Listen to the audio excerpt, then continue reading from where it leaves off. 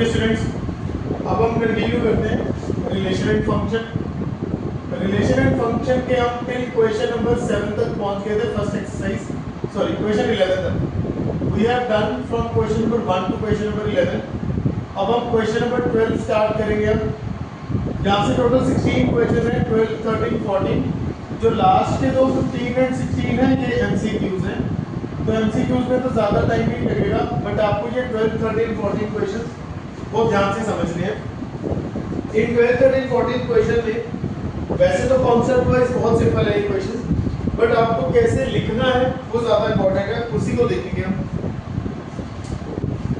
पहला क्वेश्चन है, show that relation are defined on the set A of triangles as r t1, t2, t1 is similar to t2 is an equivalence relation। पहले इतनी ही बात कर लेते हैं सिर्फ। कहता है एक सेट है A, ठीक है, उस सेट A के साथ उसने लिखा है it is set of all triangles. तो जितने भी तरह के ट्रायंगल्स एक प्लेन में एग्जिस्ट करते हैं, ट्रायंगल्स इन अ प्लेन, जितने भी तरह के ट्रायंगल्स एक प्लेन में एग्जिस्ट करते हैं, तो जितने भी तरह मतलब स्केलिंग, सारे स्केलिंग ट्रायंगल्स, सारे आइसोसेलेस ट्रायंगल्स, सारे इक्विलैटरल ट्रायंगल्स और सारे राइट एंगल ट्रायंगल्स, सारे ट्रायंगल्स इस सेट में हम कंसीडर कर रहे हैं। रिलेशन में वो कह रहे हैं कि दो ट्रायंगल्स एक दूसरे के साथ तब रिलेट करेंगे अगर वो एक दूसरे के सिमिलर होंगे। T1 is similar to T2, T1 is similar to T2। हमें इसको इक्विवेलेंस प्रूव करना है। इक्विवेलेंस प्रूव करने के लिए पहले रिफ्लेक्सिविटी प्रूव करेंगे, ठीक है। बहुत बार हम इस बात पर डिस्कस कर चुके हैं कि रिफ्लेक्सिव प्रूव करने के लिए हमें एक एलिमेंट सपोज करना है, सिमेट्री के लिए हमें दो एलिमेंट सपोज करने होते हैं और ट्रांजिटिव के लिए हमें तीन एलिमेंट सपोज करने होते हैं।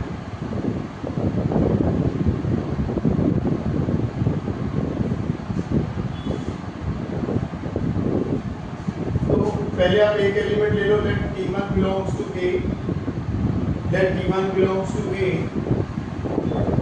now T1 क्लियरली बच्चे ऑब्वियस है ना। ऑब्वियस क्या है कि हर एक ट्रायंगल अपने आप के साथ सिमिलर होगा। सिमिलर और कॉन्ग्रुएंस में डिफरेंस समझ लो।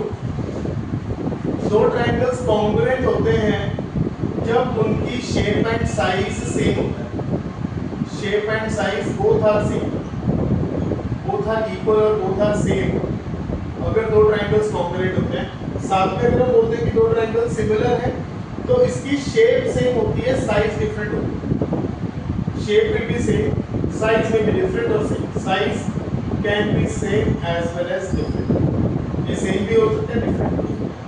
अगर साइज सेम होगा तो वो कॉन्ग्रुएंट ही हो जाएंगे, और जो कॉन्ग्रुएंट है वो सिमिलर होता है as well as हाँ, अगर साइज डिफरेंट है, शेप सेम है, तो वो एक राइट एंगल हो सकता है, वो एक सिमिलर ट्रायंगल हो सकता है।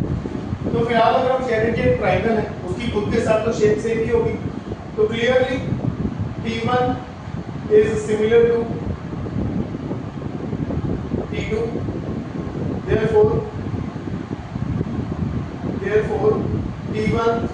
T1 is similar to T1, therefore T1 comma T1 belongs to relation, hence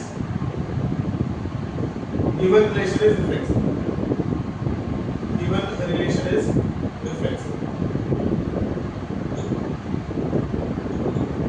symmetric की बात कर लेते हैं, सिमेट्रिक की बात कर लेते हैं।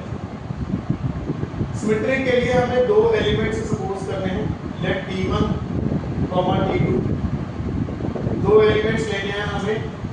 एलिमेंट्स हमेशा सेट में से लेते हो, बिलोंग्स टू सेट A, ठीक है। सच दैट, ऐसे एलिमेंट्स लेने हैं such that T1 comma T2 belongs to relation. जो T1 कॉमा T2 है वो रिलेशन को बिलोंग करेगी। नाउ दिस इंप्लाइज का मतलब T1 comma T2 belongs to relation है। इसका क्या मतलब है? T1 is similar to T2, T1 is similar to T2। आप अपने कॉमन सेंस से सोचिए कि अगर T1 की शेप T2 के साथ सेम है तो T2 की शेप भी T1 के साथ सेम होगी। आप इसमें कुछ भी लिख सकते हैं, clearly, as we know, obviously, ऐसे वर्ड्स जिससे ये श्योर हो जाए कि हमें पता है ये चीज या ये चीज ऑब्वियस है, इसको मैं कैलकुलेशन से प्रूव नहीं कर सकता। There is no need of calculation to prove this thing कि अगर एक चीज दूसरे के साथ सेम है तो दूसरी भी पहले के साथ सेम होगी। As we know if T1 is similar to T2, then T2 will be similar to T1, will be similar to T1 also,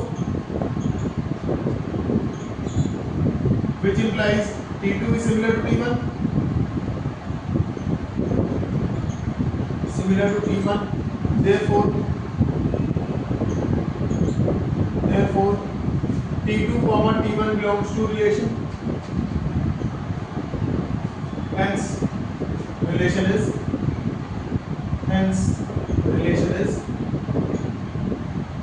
symmetric.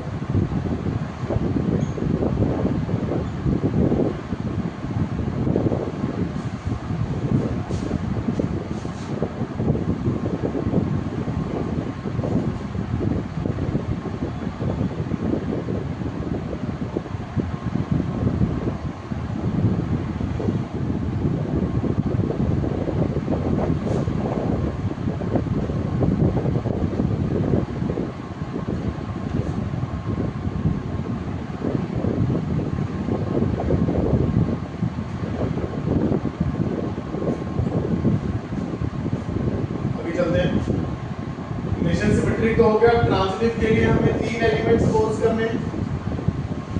Transitive के लिए मैंने पहले बोला था कि ये वाले क्वेश्चंस को समझना मुश्किल नहीं है। अब जो ये 12 13 14 फंडामेंटल इंपॉर्टेंट क्वेश्चंस हैं इनको समझना मुश्किल नहीं है, काफी आसानी से समझ में आएंगे। बट ट्रस्ट मी, ये लिखने का काम बोरिंग बहुत है बट इंपॉर्टेंट भी बहुत है। आपको लग सकता है कि ये बड़ा मोनोटोनस है कि एक ही चीज बार बार लिखवाए जा रहे हैं, लगभग सेम ही चीज हम हर क्वेश्चन में लिखते रहते हैं। ट्रस्ट मी, हर एक क्वेश्चन को दिल से लिखोगे, पूरे ध्यान से एक डेडिकेशन के साथ करोगे तभी पेपर में ढंग से लिखा जाएगा, नहीं तो पेपर में समझ सब कुछ आ रहा होगा, लिखा कुछ नहीं जाएगा।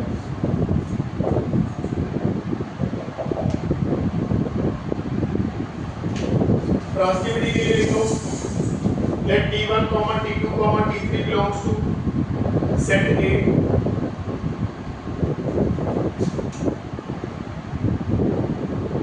Let T1, T2, T3 belongs to set A such that ऐसे लेते हैं कि T1, T2 रिलेशन को बिलोंग करे एंड T2, T3 रिलेशन को बिलोंग करे।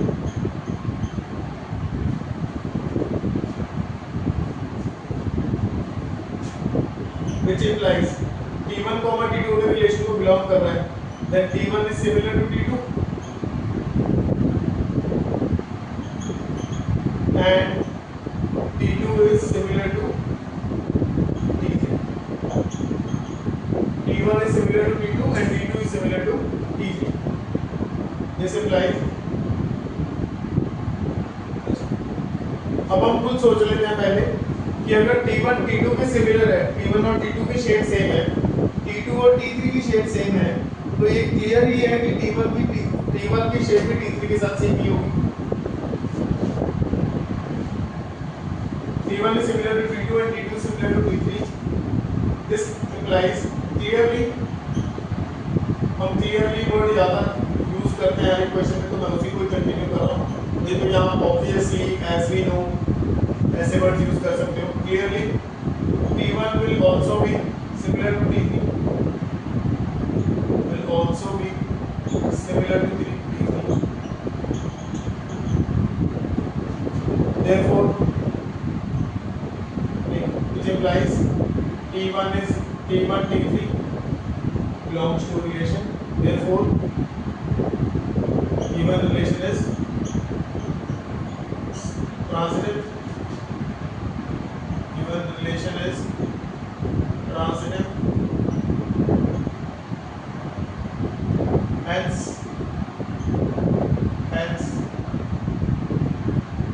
the relation is transitive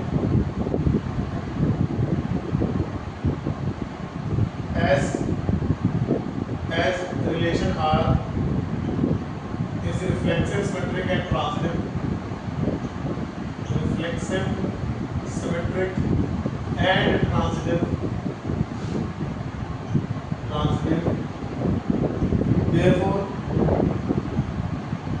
it is an equivalence relation. Equivalence relation. Equivalence relation. Equivalence relation.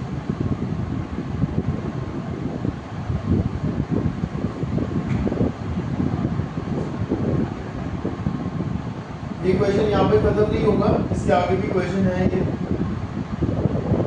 Consider three right angle triangles T1 with side 3, 4, 5, T2 with side 5, 12, 13 and T3 with 6, 8, 10. Which right triangles amongst T1, T2 and T3 are related?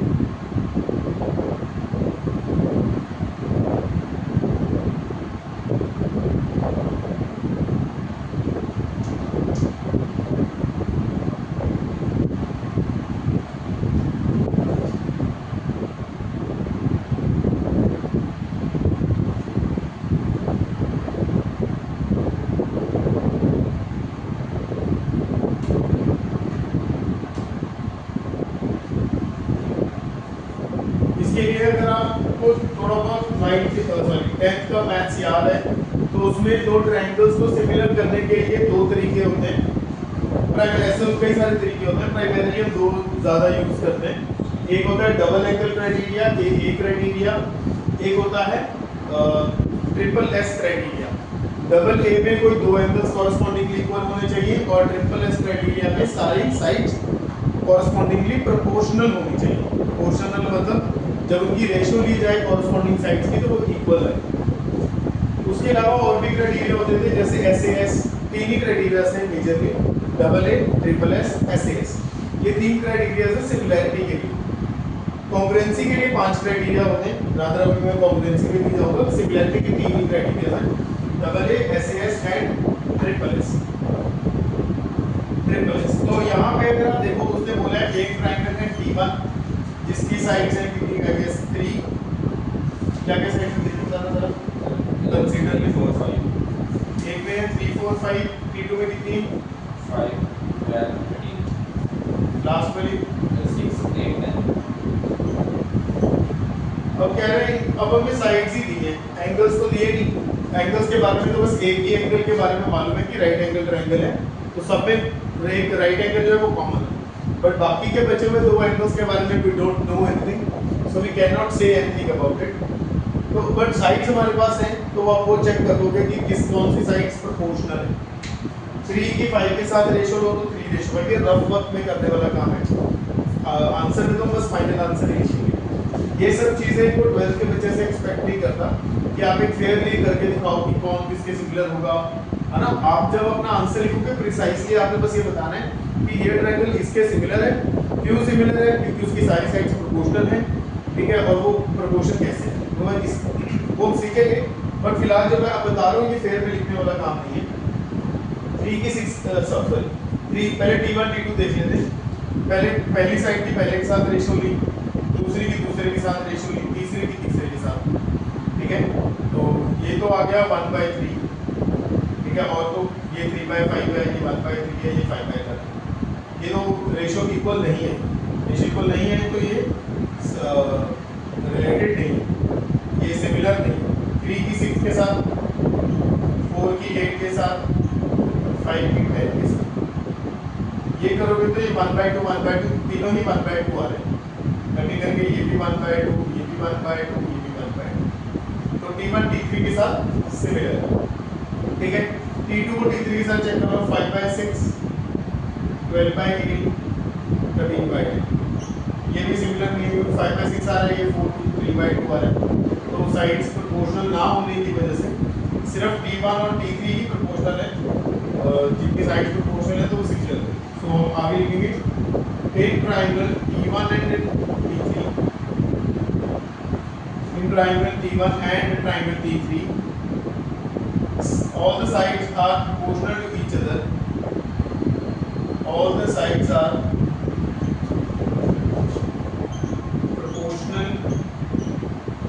are correspondingly proportional to each other, correspondingly proportional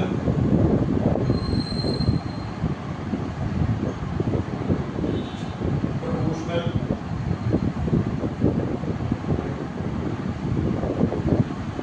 ratio is equal to 3/6, 4/8, 5/10 equal to 1/8.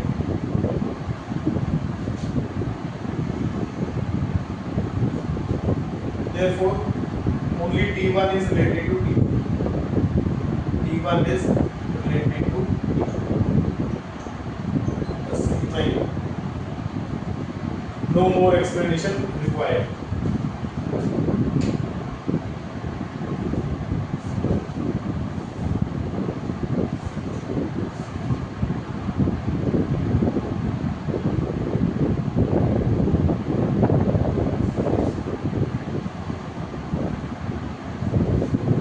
Next question देखते हैं.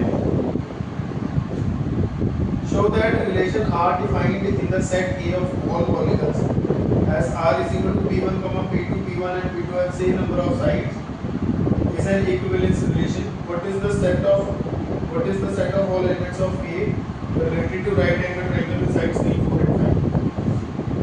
ठीक है. आसान ये काम. I hope ये question ज़्यादा मुश्किल नहीं लगा होगा.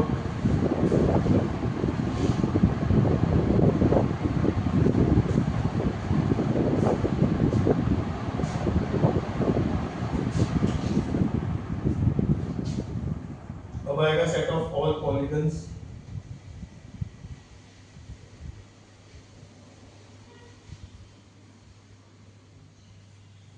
इसमें भी ज्यादातर काम तो ये क्लियरली करके ही हो जाना. कैलकुलेशन तो है ही नहीं.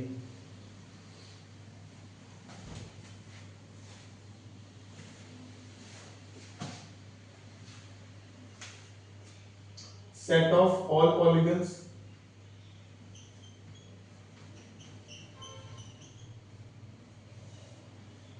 P1, P2, P1 and P2 have same number of sides.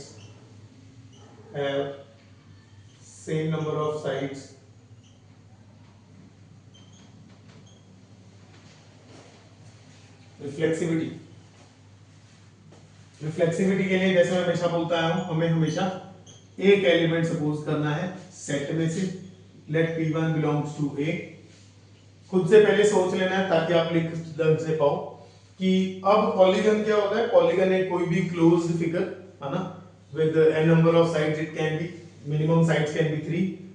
3 से ज्यादा कम साइड्स वाला पॉलीगन नहीं हो सकता. Maximum has no limit. Any number of polygon we can make. तो वो कहता है कि सारी दुनिया भर के जितने भी पॉलीगन्स पॉसिबल है आपने उसका एक सेट ले लिया और आपने साथ में ले लिया कि एक पॉलीगन है P1 P2 और दो अगर आपस में सेम साइज रखते हैं, P1 और P2 के पास सेम नंबर ऑफ साइड्स हैं, that means they are related to each other. मैंने एक पॉलीगन लिया P1, मैंने बोला वो A को बिलोंग कर रहा है. ठीक है. अच्छा, अब मैं कह सकता हूं clearly P1 will have same number of sides as P1, है ना. अगर एक पॉलीगन P1 है उसकी अपने आप के साथ तो नंबर ऑफ साइड सेम ही होंगी, which implies P1 is related to P1. P1 is related to P1. That means P1, P1 belongs to R. Therefore, given relation is reflexive. Given relation is reflexive.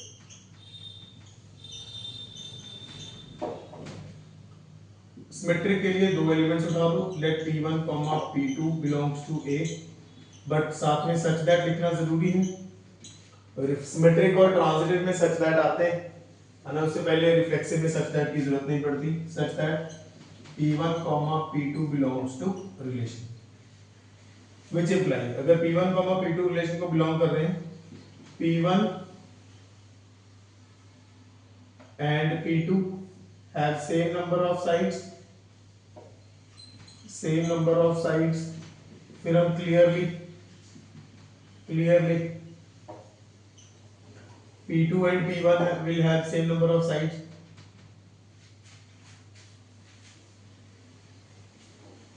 Will have same number of sides.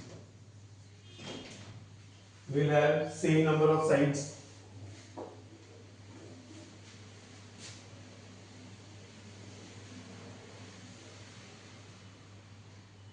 Which implies P2 comma P1 belongs to R.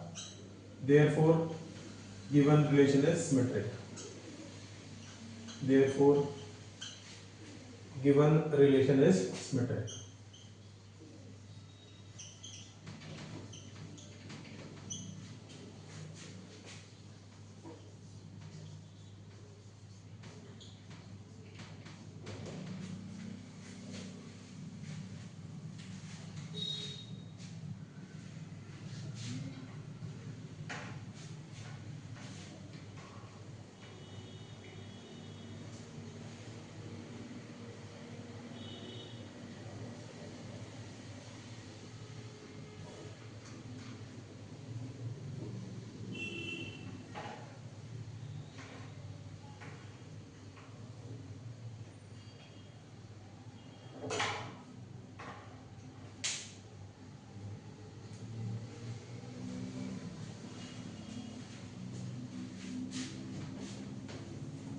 जैसे ये लिखा है वैसे ही लगभग translate को भी लिख देंगे।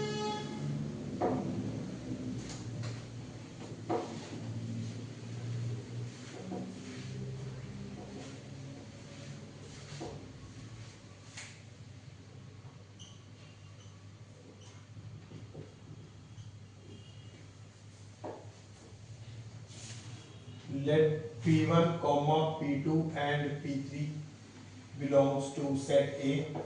फिर से रिपीट कर रहा हूँ एक ही बात जो बहुत बार रिपीट कर चुका हूँ। रिफ्लेक्सिव में एक एलिमेंट सपोज करना है, सिमेट्रिक में दो, ट्रांजिटिव में तीन।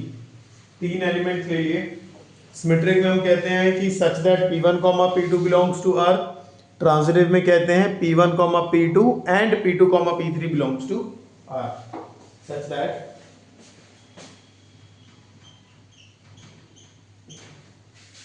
P1, P2 belongs to R and P2, P3 belongs to R, which implies P1 and P2 have same number of sides and P2 and P3 have same number of sides.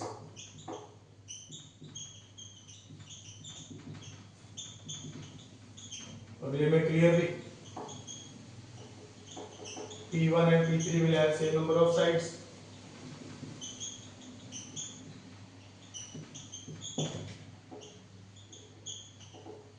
Which implies P1, P3 belongs to relation.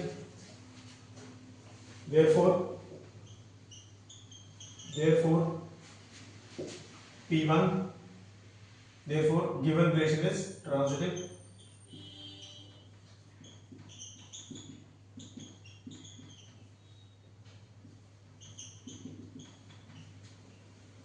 As given relation is reflexive, symmetric and transitive, it is an equivalence relation. It is an equivalence relation. It is an equivalence relation.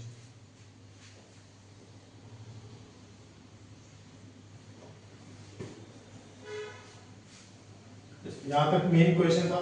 इसके बाद एक additional part उसने पूछा हुआ है और additional part में वो हमसे कह रहा है, कहता है consider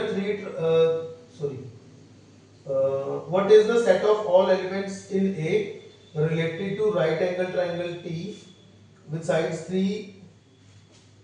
What is the set of elements in A related to right angle triangle T with sides 3, 4 and 5?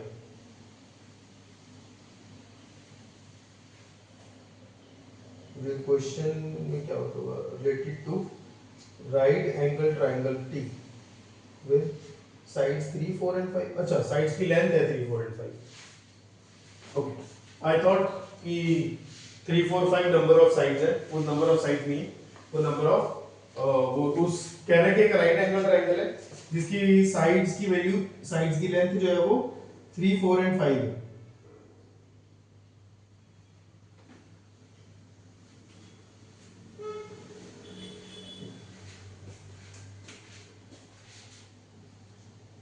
अच्छा, वैसे तो इसको पहले डिस्कस कर लेते हैं, फिर लिख लेंगे कि अगर कह रहे हैं कि एक ट्राइंगल है जिसमें 3 साइड्स हैं 3 4 5, उसके साथ कौन कौन रिलेट करेगा, और रिलेशन कहता है कि नंबर ऑफ साइड्स सेम होनी चाहिए। अब अगर एक ट्राइंगल, अगर अब एक पॉलीगन है जो कि ट्राइंगल है, ट्राइंगल में तो 3 साइड्स हैं, तो उसके साथ हर वो पॉलीगन रिलेट करेगा जिसकी 3 साइड्स होंगी, मतलब हर एक ट्राइंगल इसके साथ रिलेट करेगा। वो ट्राइंगल का जो रिलेट करेंगे इनके साथ, उनका ना राइट एंगल होना जरूरी है, ना स्केलिन, ना आइसोसेलेस, ना इक्विलेटरल, कुछ भी मैटर नहीं करता। सारे के सारे ट्राइंगल्स इसके साथ रिलेट करेंगे क्योंकि इसकी अपनी नंबर ऑफ साइड्स 3 है। उन साइड्स की क्या वैल्यू है वो सिर्फ कंफ्यूजन के लिए दिया उसने, जबकि रिलेशन सिर्फ इस बात पे, रिलेशन इस बात पे डिपेंड नहीं करता कि साइड की लेंथ कितनी है, रिलेशन सिर्फ इस बात पे डिपेंड करता है कि कितनी नंबर ऑफ साइड्स है। नंबर ऑफ साइड्स 3 है तो उसके मतलब है कि दुनिया भर के ट्रायंगल्स, क्योंकि सबकी ट्रायंगल्स की 3 ही साइड्स होती हैं, तो जितने भी ट्रायंगल्स एग्जिस्ट करते हैं इसमें पॉलीगन्स में, that means each and every triangle will be related to the given set of the given triangle which is a right angle triangle with 3 4 5। तो ऐसा नहीं है कि सिर्फ इसके साथ राइट एंगल ट्रायंगल ही आएंगे या इसके साथ सिमिलर ट्रायंगल्स ही आएंगे, इसके साथ सारे ही ट्रायंगल्स, ठीक है, जिसके नंबर ऑफ साइड्स 3 है, हर एक ट्रायंगल की 3 होती, तो it will be a, it will related to. तो लिखना कैसे है इसको,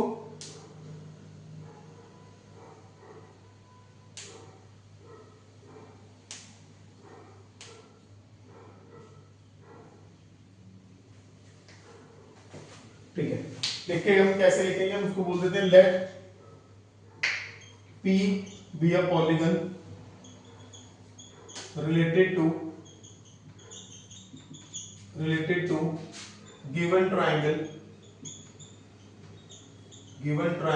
T with sides 3 4 5, with sides 3 4 and 5,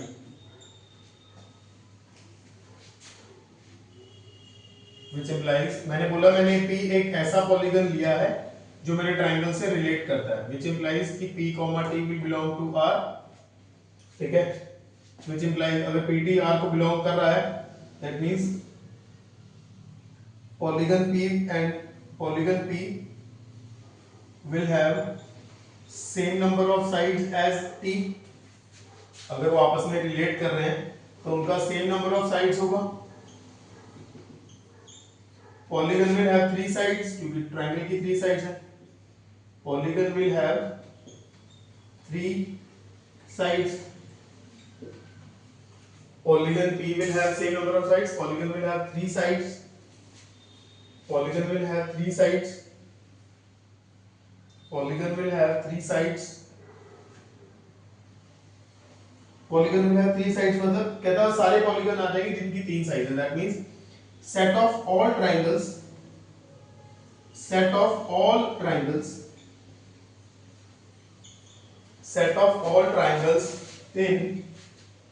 in set A, set A याद है आपको, पॉलीगन वाला set of all triangles in set A will relate to T,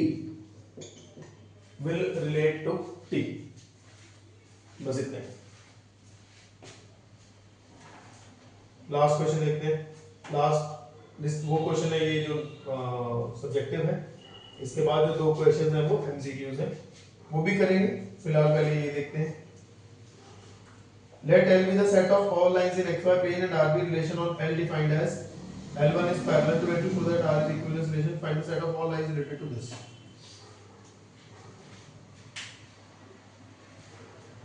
set में क्या मेंशन किया है, set of all line in x है, set of all lines in xy plane।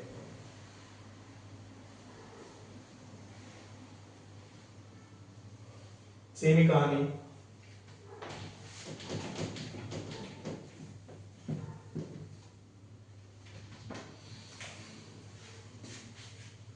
Set of all lines in X Y plane,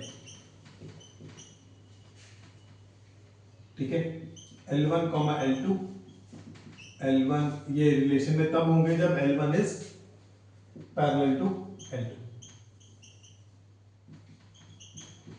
एक minute लेके सोचो फटाफट, क्या ये रिफ्लेक्सिव होगा?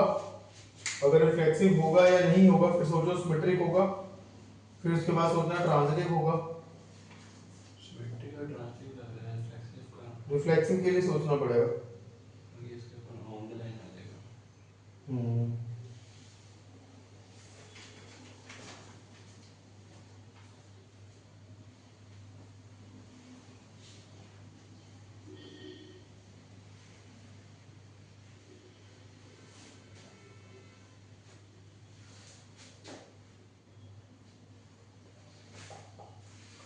ओके भाई, सिमेट्रिक और ट्रांजिटिव तो खैर सोचने में बड़ा इजीली समझ में आता है कि अगर L1 L2 के पैरेलल है तो L2 के L1 के पैरेलल होगा, L1 L2 के पैरेलल है, L2 L3 के पैरेलल है तो L1 भी L3 के पैरेलल होगा। जो पहली वाली चीज है ये बहुत इंपॉर्टेंट कैच है कि जो ये पहली वाली चीज है कि L1 L3 के पैरेलल होगा या नहीं होगा, ये सॉरी L1 L1 के पैरेलल होगा या नहीं होगा, रिफ्लेक्सिविटी के लिए L1 L1 के पैरेलल होगा या नहीं होगा, ये बहुत इंपॉर्टेंट है कि सोचने में तो वो पैरेलल नहीं है। क्यों नहीं है? कि अगर मैंने एक लाइन बनाई L1 और उसी के ऊपर दूसरी लाइन बना दी L1, तो टेक्निकली ये लाइंस हमें देखने में पैरेलल नहीं लगती, इनको हम कोइंसिडेंट लाइंस बोलते आए हैं 10th स्टैंडर्ड तक। बट मैथ्स में अब यहाँ पे एक ग्रे एरिया आप कह सकते हो कि यहाँ पे हम इनको पैरेलल लाइंस कंसीडर करेंगे, ठीक है। यहाँ पे आके हम सोचते हैं कि लाइंस दो ही तरीके की होती हैं। जब हम 11th-12th में आ जाते हैं, हायर लेवल पे आके हमारे लिए लाइंस दो ही तरीके की होती हैं, या इंटरसेक्टिंग या पैरेलल। इंटरसेक्टिंग लाइंस मतलब जो एक जगह पे इंटरसेक्ट करे, सिर्फ एक पॉइंट पे, ठीक है। अगर एक से ज्यादा पॉइंट पे इंटरसेक्ट कर रही है तो वो कोइंसिडेंट लाइंस ही होंगी और कोई लाइंस नहीं होंगी, और कोइंसिडेंट को हम पैरेलल ही कंसीडर करेंगे, ठीक है। कोइंसिडेंट लाइंस को हम पैरेलल ही कंसीडर करेंगे। तो हमारे लिए अगर एक लाइन है वो खुद के साथ पैरेलल कंसीडर की जाएगी, ऑलराइट। ये चीज याद रखने वाली है, इंपॉर्टेंट है, गलत हो सकती है अगर आपने ध्यान नहीं दिया तो late L1 belongs to set A and as we know या clearly है ना, as we know L1 is parallel to L1 which implies L1 is belongs to relation, L1 belongs to relation, therefore R is reflexive, let symmetric लिख लो साथ में, symmetric तुम्हें पता है symmetric के लिए हमें दो लेने हैं, सपोज कर लें late L1 L2 belongs to A such that L1 L2 belongs to relation which implies L1 is parallel to L2,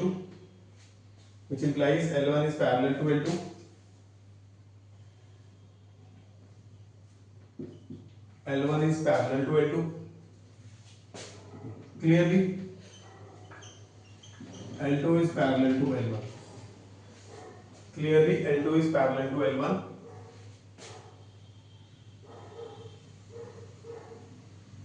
ऐसे क्लियरली भी लिखने की जरूरत नहीं है, ऐसे लिख लो L2 parallel to L1 which implies L1 belongs to relation, therefore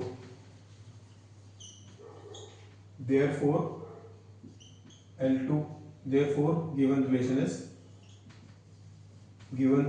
is transitive, symmetric is symmetric, given relation is symmetric, ठीक है। फिर तीन ले लेते हैं, late L1 L2 L3 belongs to A such that L1 L2 belongs to relation and L2 L3 belongs to relation।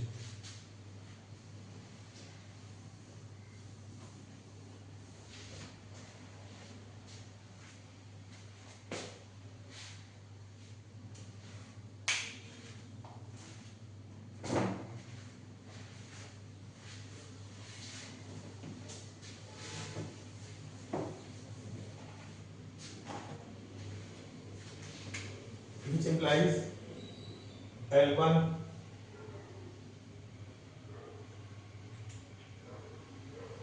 is parallel to L2 and L2 is parallel to L3. L1 is parallel to L2 and L2 is parallel to L3, which implies L1 clearly अगर L1 L2 के parallel है, L2 L3 के parallel है, आप कुछ भी calculate करके prove नहीं कर पाओगे, डायरेक्टली आपको लिखना पड़ेगा L1 parallel to L3, which implies L1, L3 belongs to relation. Therefore, given relation is transitive, as given relation is reflexive, but it can transitive, it is an equivalence relation. के साथ में और भी है कुछ, यस और भी है। इसके साथ में जो है वो कह रहा है कि प्रूव करो कि वो y is प्रूव करो क्या है, show that R is equivalence relation, find the set of all lines related to the lines y is equal to 2x plus 4. अब let L1 is a line, let L is a line, let L is a line related to line y is equal to 2x plus 4. यही है। कौन सी line इसके parallel होगी? दो lines parallel की क्या पहचान होती है? 11th स्टैंडर्ड के स्ट्रेट लाइन चैप्टर में हमने पढ़ा है कि दो लाइंस तब पैरेलल होती हैं अगर उनकी स्लोप्स इक्वल होती हैं, और किसी भी कर्व की स्लोप निकालनी हो, चाहे वो लाइन है, चाहे वो पैराबोला है, चाहे वो सर्कल है, चाहे कुछ भी, अगर आपने कहीं किसी की स्लोप निकालनी है तो उसका तरीका सिंपल है, उसका डेरिवेटिव कर दो। तो कीपिंग इट सिंपल, आप इसका डेरिवेटिव कर दो, आपके पास इसकी स्लोप आ जाएगी। नहीं तो आप इसको y equal to mx plus c में कन्वर्ट करके स्लोप निकाल सकते हो। अगर आपको फॉर्मूला याद है y equal to minus a upon b, तो उससे उसकी स्लोप आ सकती है, right. But I would recommend कि आप डेरिवेटिव करो, उससे कभी गलती नहीं होती, ठीक है। तो slope of line y is equal to 2x plus 4 is, derivative कर दो, dy by dx is equal to 2. So every line with slope 2 will be parallel to y is equal to 2x plus 4, है ना। So आप लिखोगे, this implies L is a set of lines, कुछ और थोड़ा explain कर देते हैं। L is line related to y is equal to 2x plus 4, so y is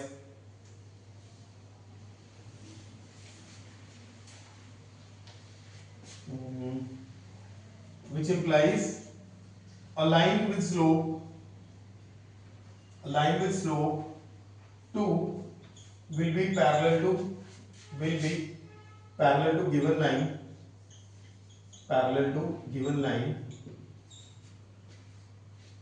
line, hence capital L is a set of lines which have slope 2.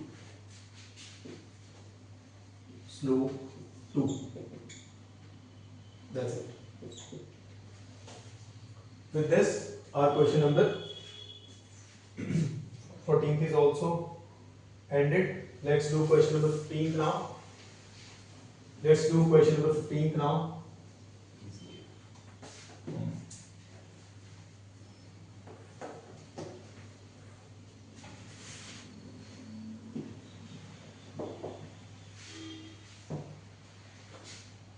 Let R be the relation on set 1 2 3 4 given by R 1 2 2 2 1 1 4 4 and so on. ठीक है। Question number 15, हमें एक relation given है, एक पहले set given है। बच्चों set के बिना रिलेशन का कोई वजूद नहीं है। सेट गिवन है, फिर एक रिलेशन गिवन है, रिलेशन है 1 2 2 2 1 1, बोलना क्या क्या बच्चे, 1 2 2 2 2 1 1 4 4 1 3 3 3 2, बस।